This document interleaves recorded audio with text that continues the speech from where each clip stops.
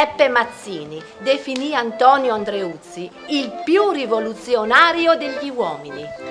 Mi riuscirebbe facile riferire particolari minuti intorno a quel vecchio medico dal viso di profeta, per il quale l'Italia era una fede, ferma come la roccia, nel cui nome si poteva affrontare qualsiasi rischio, sacrificare ogni fortuna e ridursi in povertà e vecchiaia.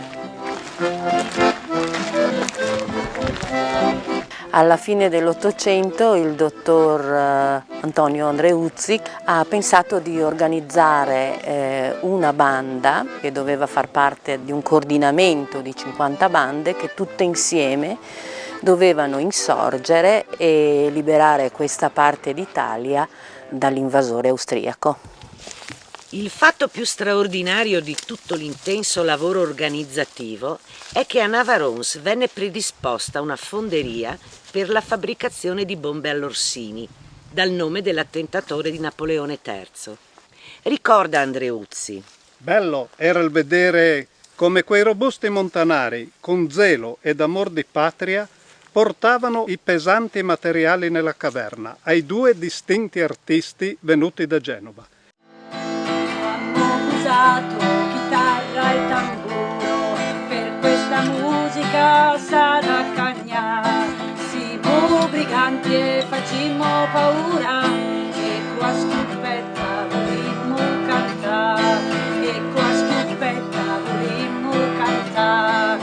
Hey ho ha ha ha ha, hey ho ha ha ha ha.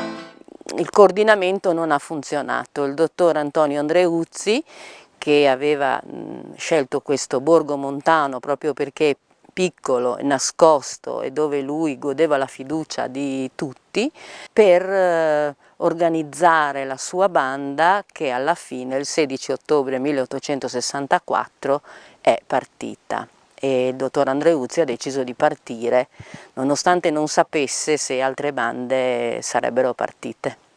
Perché rimase da solo Andreuzzi? Rimase da solo Andreuzzi perché il piano, che era addirittura di dimensioni europee, e chi se ne occupava era Frigesi, che era un ungherese, fu catturato dal principe Cusa, e siccome il segretario del principe Cusa era un informatore sia dei francesi che degli austriaci, probabilmente svelò qualcosa.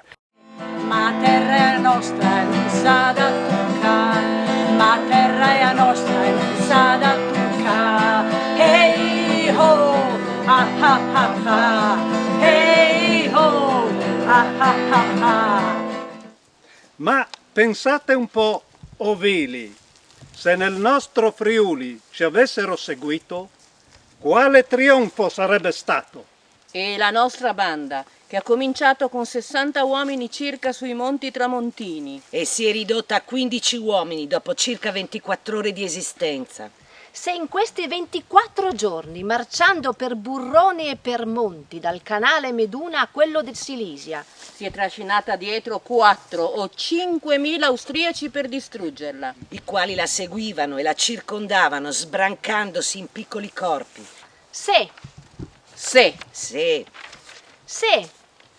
Se, ripeto, non vi fosse stata solo questa microscopica banda, ma vi fossero state solo altre 4 bande simili. Solo altre 4 bande simili in quel circondario. Solo altre 4 bande simili in quel circondario. Che cosa sarebbe successo? Per lei come discendente, che valore ha rievocare questi momenti? Per me è sempre un momento di affetto che devo a tramandare il ricordo di fatti che ritengo avere un valore morale molto alto e ricordarli come discendente, come persona, come abitante di questo piccolo borgo montano. Il viandante, ansioso di varcare il torrente, getta pietre una sull'altra nel profondo dell'acqua. Poi posa sicuro il suo piede sulle ultime, che affiorano, perché sa che quelle scomparse nel gorgo sosterranno il suo peso. Anche Andrea Uzzi, come Pisacane, pare sparito nel nulla, ma sulla sua vita e sulle sue imprese si posa uno dei pilastri di un'Italia unita, in un'Europa, aggiungiamo, libera e civile.